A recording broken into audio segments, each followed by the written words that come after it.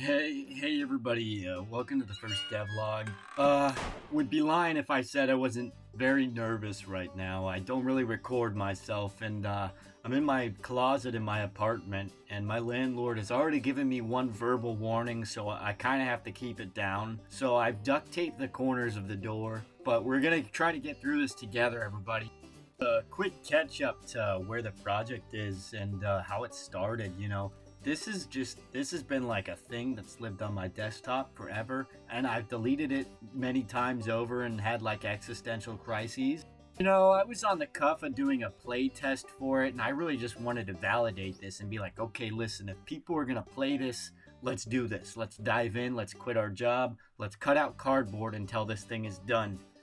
But if people thought this was dog shit, I was just gonna drop it and move on. Probably never make video games again.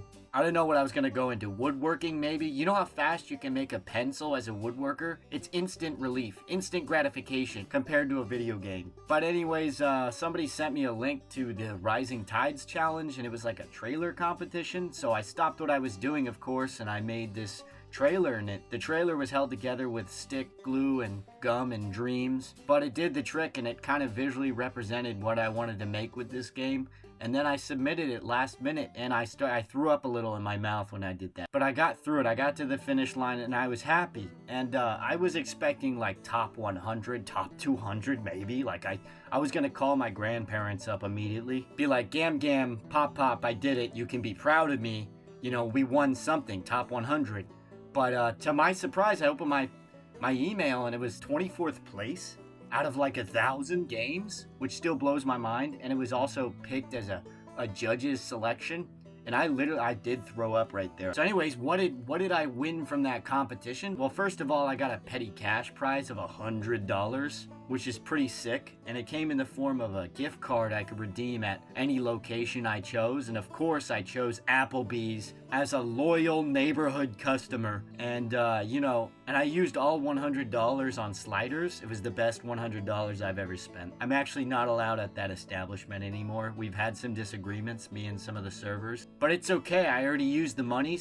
But more importantly than that $100 gift card, I also won a chance to pitch my game to like real investors for real money. So I sat down, and so I really bucked up. I really pulled up my belt, and I did the prettiest Google slide you'd ever seen. I mean, star slide, wipe transitions, and sound effects. And I had a budget I had made out. I checked out a library book from 2006 about budgeting for games. So some of the stuff, the economy has changed since then, so some of the stuff wasn't really that topical. But I got through it, and I did my best presentation I could. And afterwards, the investors got to ask me some questions, and they interrogated me, but I didn't break. But more importantly, we came away from that, and they really liked me, and they liked the game. So I can't believe I'm saying this, but at this point, we're moving forward with funding. That's right, this game made of cardboard with little Western cutout guys, this is going to be a fully funded game, which is pretty great. That means I'm gonna get support for music, sound effects. I can get more star slide wipe transitions. I can download them all from Adobe. I'm also gonna get some marketing spend so I can actually put out ads. And maybe even buy a microphone if that's something you guys want. But if you're okay with this quality, if you're fine with this, I'm actually fine with this. I think we can do this for a while. Yeah, I'm actually looking to downgrade my microphone soon to a lower quality. Kind of want one of those like air traffic control headsets that strap onto me. That would be pretty sick. But all I do know is I still haven't had people playtest my game. This was a problem. This is a problem. And so I decided last week to remedy this problem by actually sitting down and doing whatever I had to do to get a build out and to have people playtest that build. Now, with the dust not yet settled on my funding deal, finance, what do I call it? I had some downtime, and I decided to spend that in the form of a 1-week sprint, which was focusing on putting out a playtest on itch with a feedback form connected. Now, the 3 objectives of this playtest were to gather information on the spinning gunslinging mechanic and damage systems, a concept for pop-up cover I had, as well as stage challenges and the reward unlocks and just how people were going to interact with that. Being the Michelangelo of Blender I am, I decided to front-load some assets that would help me in blocking out a level for this demo. I made them on a grid so that they were going to play nice inside Unreal Engine's grid and snap together nicely. Okay, listen, Mr. Textbook Blender modeler before you start firing up that comment. I know my UV unwrapping and my topology work is questionable at best, but at the end of the day, the name of the game here was just getting some block-ins that were going to work. After some platforming elements were done, I decided to spend some time making a few building prefabs that I can pop in the demo, and just to have some basic interiors. Now, if you're like me and you hate door handles, because why do we even use them? You know? Why don't we go back to this, where you can just push the door open? Well, these are pretty easy actually to set up in Unreal Engine. It just takes a pair of physics constraint components, as well as some doors to act as physics bodies, and a few more settings to set this up. I'll actually link a tutorial in the bottom that helped me out. Geometry was overtly complex for a block-in building, and I'll definitely have to go back and do this properly, but for the time being this stuff's gonna work for me, and yeah, I just hope the UVs are gonna be fine. Importing everything into Unreal Engine was a breeze, and everything was just snapping together and working so nice, and I was just hitting the flow building out this little test. Oh god. Ugh, gross. Oh no. Well, maybe I can just go back and... Alright, with everything cleaned up in the UVs and looking nice, it was starting to look like a real town. And there's still some problems I want to fix down the line as far as scaling or things being a little too toy-like, but I was pleased with the result I got. I decided to turn my attention to blocking in some of the systems I'd need for this demo. Now, what I already had built a foundation on was this very bare-bones game loop that I used for the trailer build, in which you enter a gallery, a timer starts, you shoot some targets, they shoot back at you, and you get to the exit door and boom, your score gets locked in, you go back and check the challenge board and see if you unlocked any guns. That's pretty much it. I wanted to expand on this, and I had the idea to try out a bounty hunting system, in which there were specific targets you had to identify and kill during a showdown period. I hopped into Clip Paint and drew a few textures for these baddies, and I thought it'd be personal if they all had eyeballs, so I took away their eyeballs and I gave them variations of the name Tex. Here's an introduction to them. Tonight's featured cowboys include Tex, Mex, Rex, I'm Benex, Radix, Bubix, Yes, and Barrex. Let's go, Barrex! With these new bad guys imported into the engine, I tried out the game mode and added a new showdown timer and some card UI to help signify the bad guys from the good guys, as well as some smiley faces and frowny faces. Next up, I worked on fleshing out the environment. I wanted to show off a little more verticality than what was seen in the trailer. It was a little bit flat. I mean, I know it's cardboard, but I just thought there could be more dimensionality here. Building all the assets so I can move them around on the grid and they would snap together nicely really helped me to speed this process up. Those pink boxes you're seeing are actually firefight zones. These firefight zones trigger mini objectives within the map, and the player has to take out bounties within them. There's 5 firefights in total, and the player has to hit all of them and get all the bounties within them, and then make their way to the exit door to complete a gallery. Now, this was definitely one of the more strange design choices in this build, but I decided to add these pop-up covers, and how they worked is when the player was close enough, you could interact with them using your input and raise or lower them. I also thought it was pretty funny you could use these as like springboards between the map, and I was having a lot of fun using it to try to speed up my run, so I left them in as a feature. Just a few teensy-weensy packaging errors later and some more compiling issues, and I had a game build ready.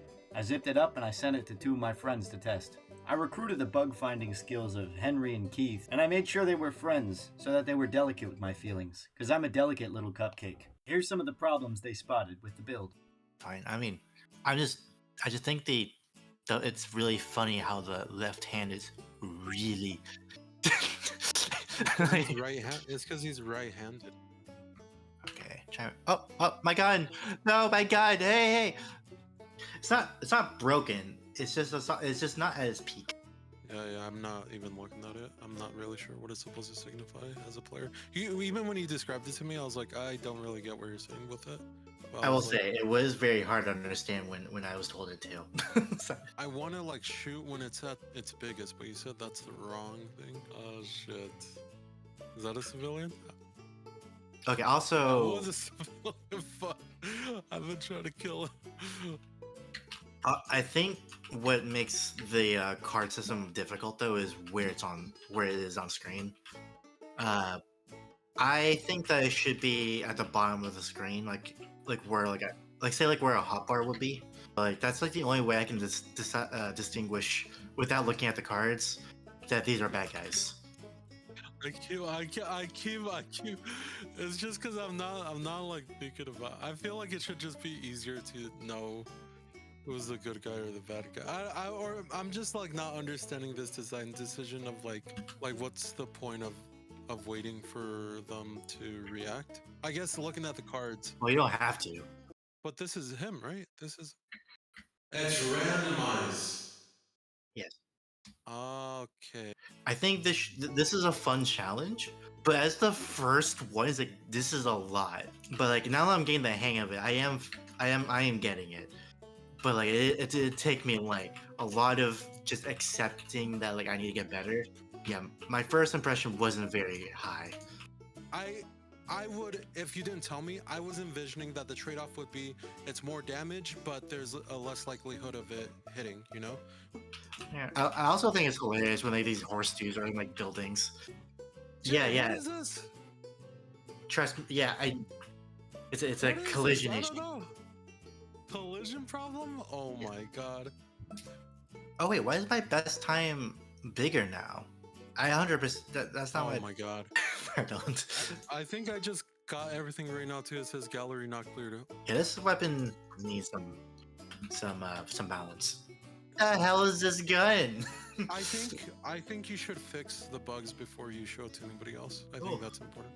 And I never fixed one single bug. Just kidding. I fixed like most of them, probably. One of the points of feedback I got from that little bug test was that it was pretty difficult to decide which enemy was shooting at you. So I fixed that just by adding a damage indicator with a direction on it. To implement this damage indicator was pretty simple. I mean, even for me. I feel like it went a long way though to add something extra to the combat, and it was definitely something that was a quality of life feature. It works by just passing a vector of the enemy that's shooting, and then it uses that to find the look at location between the player and the enemy shooting, then rotating the widget in that direction. Yeah, I'm the first one to do this with damage indicators. This is a brand new idea. Nobody's ever thought of this. I'm patenting this. I legally have to tell you guys. But that wasn't the only change I made to the build after that bug test. I ended up adding headshots, balancing the damage systems for enemies since they were a little too hard, buffing a few weapons, and fixing the challenge system, which was really broken before and wasn't tracking any progress. I also added a save system, but I've heard since that it's broken, so, whatever, I guess. But more importantly, I knew that I was at a time. I was on day 7.5 now of a sprint that was supposed to only be 7 days. And I had already spent the last day of that week pulling an all-nighter while I had some family visiting, so I was kind of feeling like a scumbag and maybe I should just send this thing up and see what people say. Ooh, scumbag. And so that's exactly what I did. And so here's how the final build ended up looking after this whole week.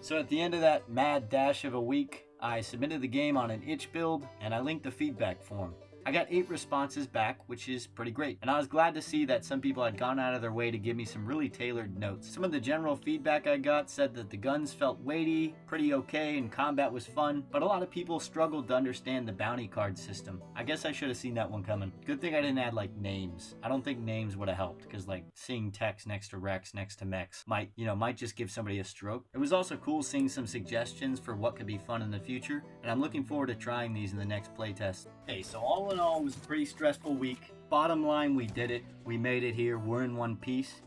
Nobody ripped me apart in the comments. I think that's a big fear for developers. Like, oh, what are people gonna think? Are they gonna hate? Are they gonna hate my game? If you're sitting on just think about this. This is gonna be a terrible analogy. If you're sitting on a pile of dog shit, wouldn't you want somebody to point that out for you, right? Early on? Or like, if there's a piece of gold under you, wouldn't you want somebody to tell you so you can turn around and pick it up? I feel like if you're a developer and you're sitting on something, just get it out there. Have somebody play it. Bring a nephew, a cousin, somebody to play it on your computer, even if you don't want to do an online build.